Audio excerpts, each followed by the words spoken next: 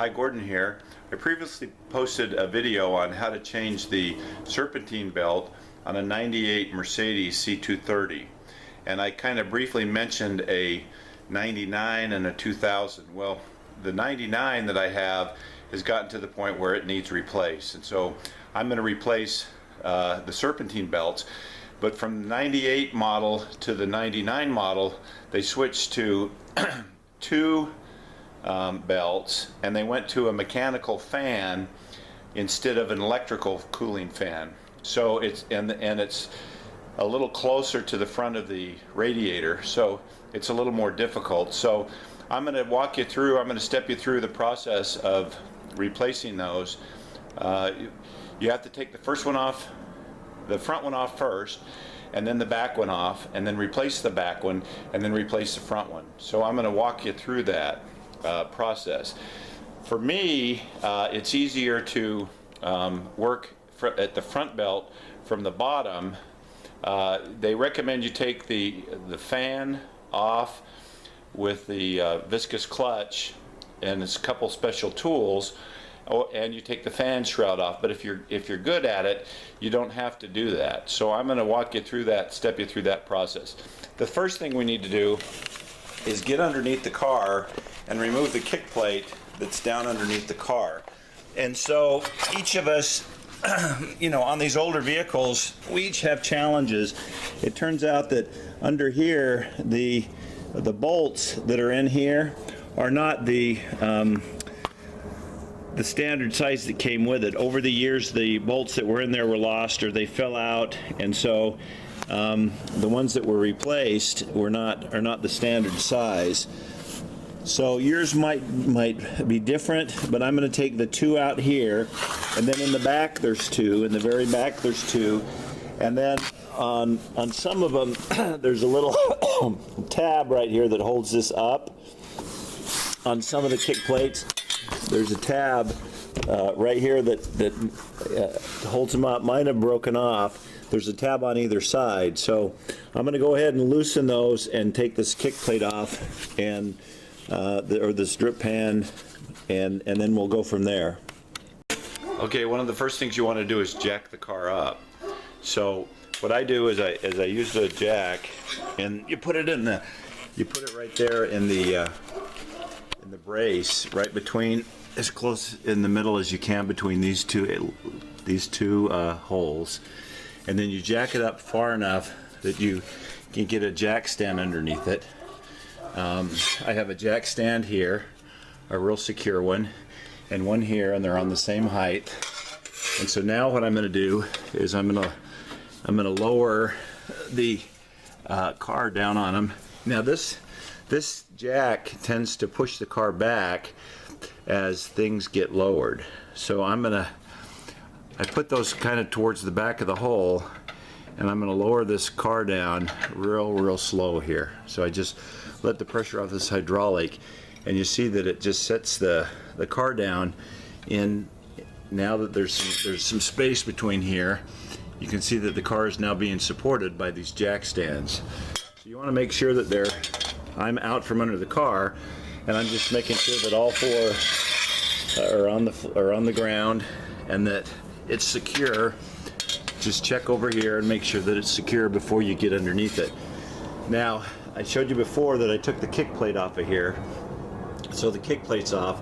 So now the front end of this is pretty secure, and I can now tighten the jack back down and slide the jack away so I can get underneath here.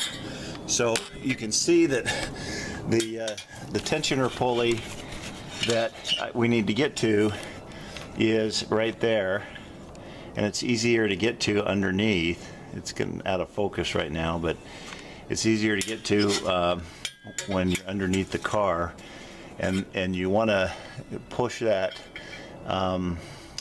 counterclockwise. It calls for an E6, and you see that the one that I have on this car is pretty chewed up. The previous owner that I got this car from evidently didn't have an E10, and so he used a vice grips or something to do that, and it's pretty ratty now. So I may have to put a a bigger bolt over that, or maybe the E10 will fit on that. I don't know. I'll have to try, but I'm going to loosen that, and then I'm going to take this front belt off, and I'm going to replace it at the same time. And you see that it goes around the crankshaft.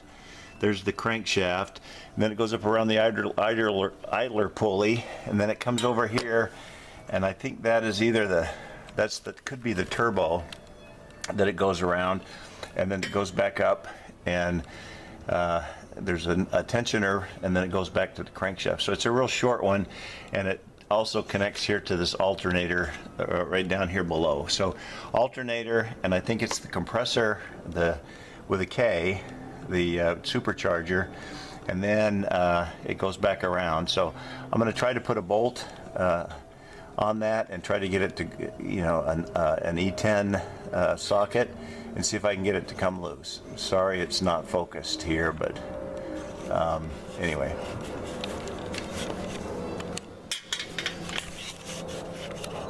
All right, the E10 that I put on there worked.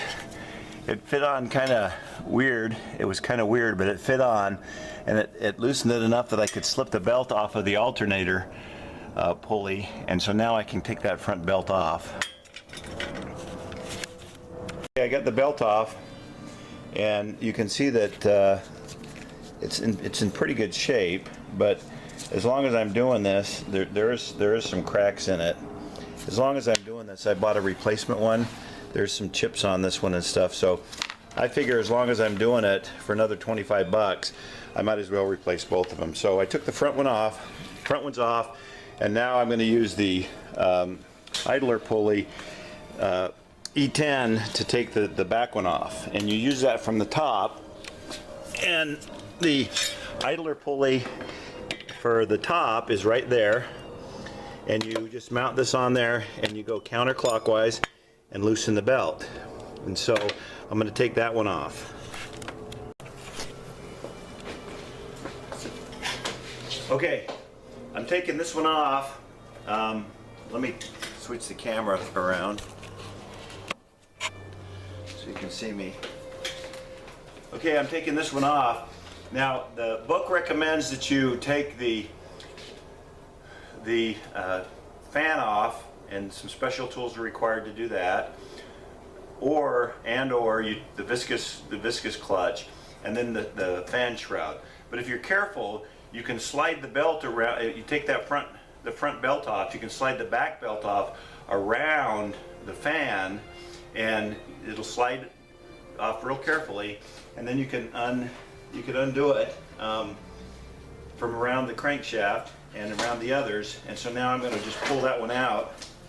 I'm pulling the front one out, and I didn't have to take the fan apart, the viscous clutch, or the fan. So here's the front belt off. You can see that this one had some real bad nicks and chips in it. So I'm real glad that I'm doing this. I hated to drive this anymore because I was afraid that it was going to break on me. So I'll bring the camera up a little closer and you can see that.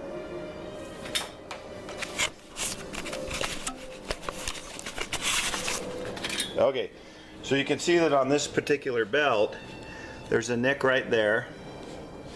See how bad that nick is? And I didn't want to drive with that there. And then you can see that the belt is cracked in different places. It's quite old, so it's a good thing that I'm replacing that one. So I have the front one laying here, and I have the back one, and I bought two new ones today at AutoZone, and so you can see that they're here. They're Dayco replacements, and so I'll set those here so you can see the Dayco replacement. So the Dayco replacement for the front is a 5060740. That's the one for the front, and then for the back. And then for the front, it's a smaller belt. It's the 5060523, and they're Dayco, and I just got these at my local AutoZone. Okay, now the back belt, the nice thing about the Dayco is the back belt, the Dayco has a little diagram on here that shows you what you need to do for a Mercedes.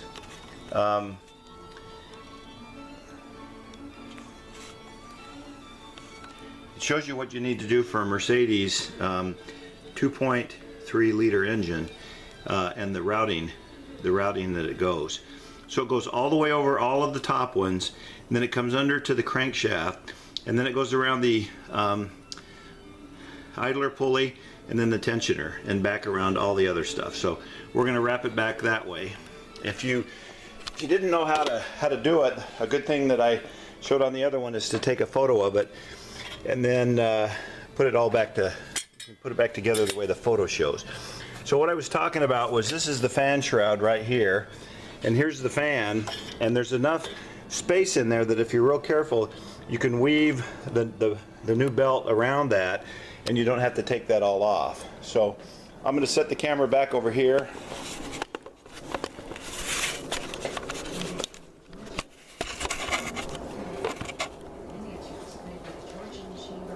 Okay, I'm setting the camera back over there.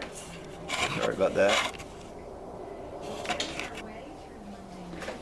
Okay, I'm setting the camera back over there, and then I'm going to route this new belt back in there, the way that it shows that it goes.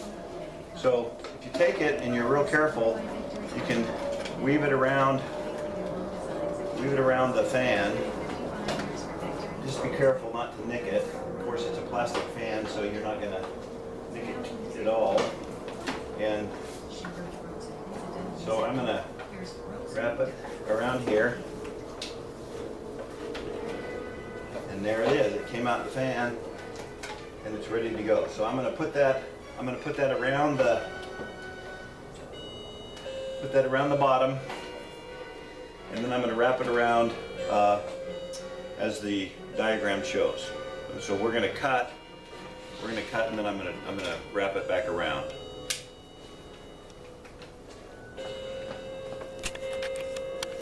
Okay, I got that back belt on. It was a little bit tricky. I'll show you the tricky part here. Let me bring the camera in. The tricky part is right between here, right down in here where the fan and the crankshaft is. It's pretty tight, and so what it has to do is it has to come up over the fan. You see, the belt is right here. It's in the groove, and then it comes all the way across the top, and it takes in the power steering pump, which is right there. You can see the new Dayco belt on there, and then it comes over here and drops down and takes on the air conditioning compressor. My wrench just dropped off. Air conditioning compressor. Then it comes around the crankshaft, and it does a full, like a 270 around the crankshaft, and then it comes up around the idler pulley, the smooth sides on the idler pulley, the tensioner pulley, I'm sorry, and then it goes back around the viscous fan and the clutch, viscous clutch and the fan pulley. So I got the back one on, and so now you can see that the front one is off. Here's the one of the idler pulleys, and then I'm going to put the front one on right now. Okay, I finally finished. It took me probably about 45 minutes to an extra hour, because that lower E10 on the tensioner pulley was all buggered up, and it was just a bear. So it took me about an extra hour to do the bottom one, which is not normal. So what they should look like is right here. This is the E10, what they should look like when they're not, if I can get this thing to focus, when they're not all buggered up. You can see that. Okay, that one went on real nice, and the top one was easy to do. The bottom one, I think I pointed it out to you. You can see it down there. It was all scarred up by the previous owner, and so it was really difficult to get off, or not.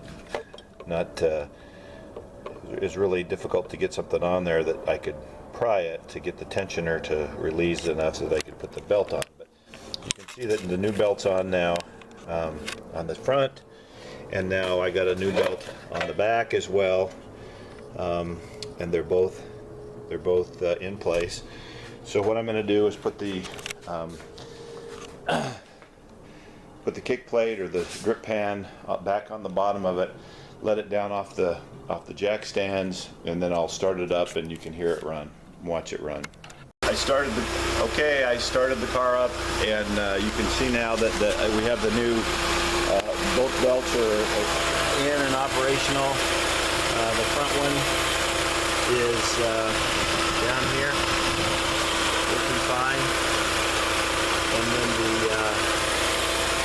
the back one runs down along here. You can see the new